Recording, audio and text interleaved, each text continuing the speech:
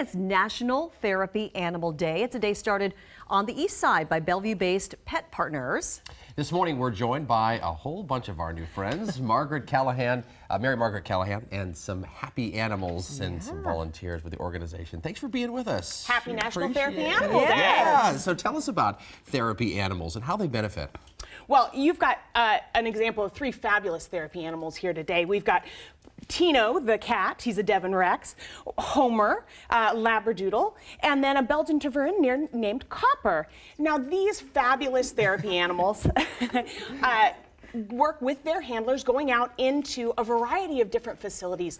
Hospitals, VA centers, schools, hospice visits, retirement homes, a wide variety of places where these fabulous animals share their unconditional love with people to help promote human health and well-being. And tell us, when they share that unconditional love, what happens to us humans when these pets come in? Well, there's all sorts of physiological things that happen, right? So we have seen studies that talk about reduced blood pressure, you have lower stress, your heart rate calms. There's even measurements that the perception of pain changes after spending time with a therapy animal. I always wondered too, does it take time for the therapy animal and the human to grow a bond together, or does that happen pretty quickly? Well, all these fabulous pet owners here with their animals have a really strong bond with their animal, which is what sets them up to be really successful therapy animal teams.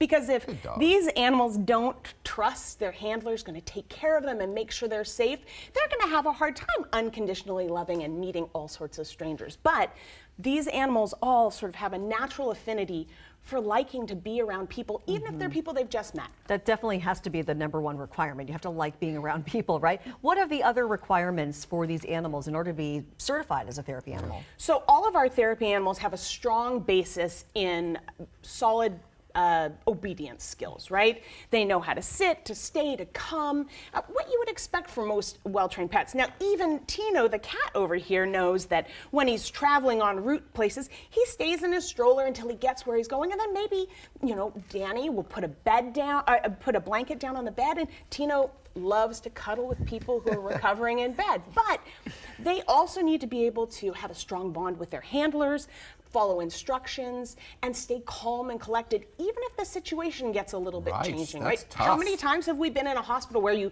hear a voice over a loudspeaker, or maybe there's a code that happens in the hospital?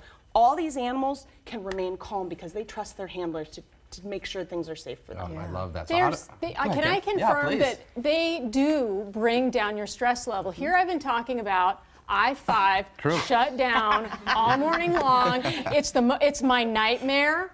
And with just a few minutes with a pet, and it brings I can feel my breathing get back to normal. I can feel I'm so much more calm. So I think what we need here is a therapy animal daily. Reports. But not my dog. That would be work. Exactly. You need the handler who's ready to take charge. Absolutely. I mean, you know, not every animal is suited for therapy animal work. I have a wonderful companion dog. Her name is Mimi. She's a Chihuahua. She loves me.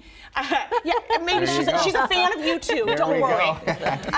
But she doesn't really like strangers. I could put her on a stranger's lap, but she would look at me the whole time and go, "Mom, why are we doing this? Mom, why are we doing this?" That you're not going to find that with these animals. You can see Copper's unbelievably stressed out at the moment. I'm not sure what Copper's up to there.